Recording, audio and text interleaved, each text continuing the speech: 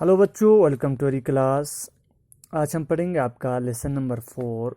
Lesson number 4 का कल हमने ये जो सबक था वो भारत कोकिला यहाँ तक आपको पढ़ाया था। भारत कोकिला के नाम से प्रसिद्ध हुई। आज हम इससे आगे पढ़ेंगे। उम्मीद करता हूँ आप लोग खैर और आफियत से होंगे। सो बच्चों, आगे आपको बताया गया है सरोजनी का जन्म 13 फरवरी 1879 को हुआ था।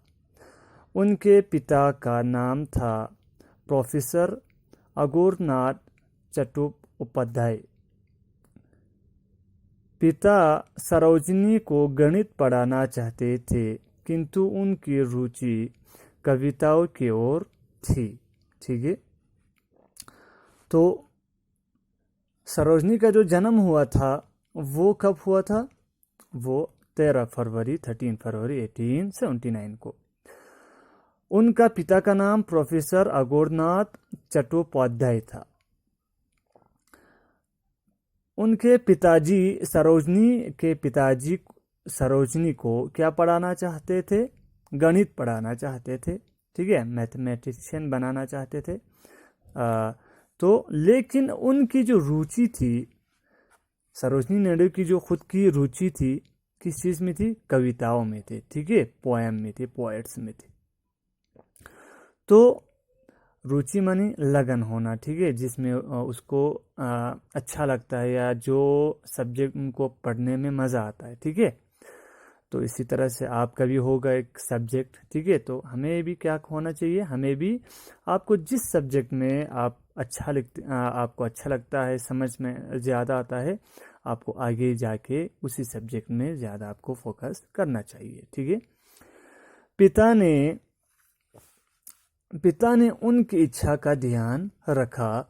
एक दिन पिता के उत्साहित करने पर सरोजनी ने 1300 पंक्तियों की एक लंबी कविता दी लेडी ऑफ द लेक लिख डाली।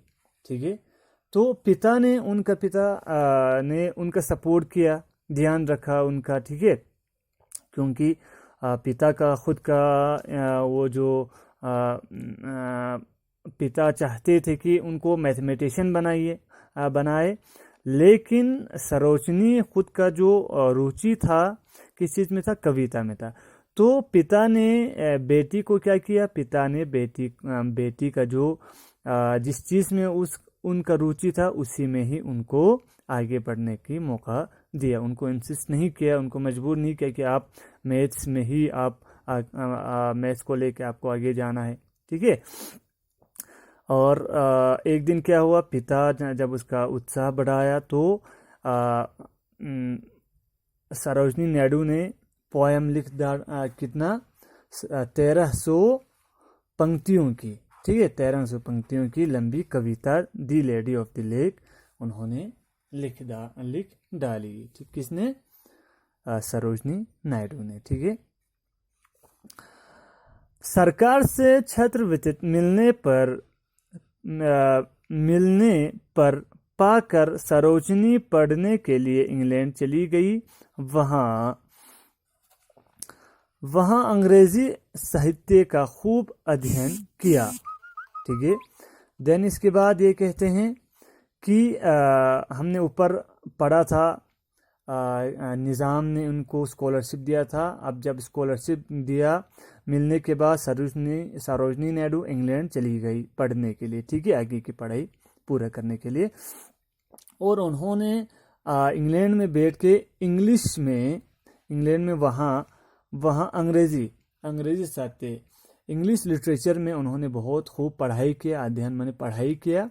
और वहाँ सरोजनी का परिचय दक्षिणी भारतीय युवक डॉक्टर गोविंद रजुलू नायडू हुआ है यहाँ पे। ठीक है बच्चों, तो वहाँ पे इंग्लैंड में उनका जो परिचय हुआ, उनका मुलाकात हुआ, साउथ इंडियन एक युवक था। ठीक है, उनसे हुआ, जिनका नाम डॉक्टर गोविंद रजुलू नायडू था। ठीक है, स्वदेश लौटने पर दोनों विवाह के पवित्र बंधन में बंध गए। ठीक है, बंध गए।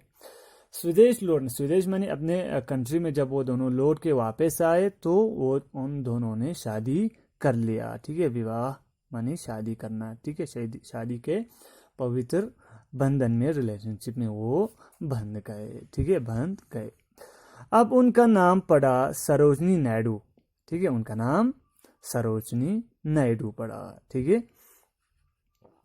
तो उनका विवाहिक जीवन बड़ा सुखमय रहा, उनका जो विवाहिक जीवन था, ठीक है, बड़ा सुखमय रहा। सुखमय नीचे आपको दिया हुआ है, सुख से बड़ा, खुशी से भरा हुआ था उनका विवाहिक जीवन।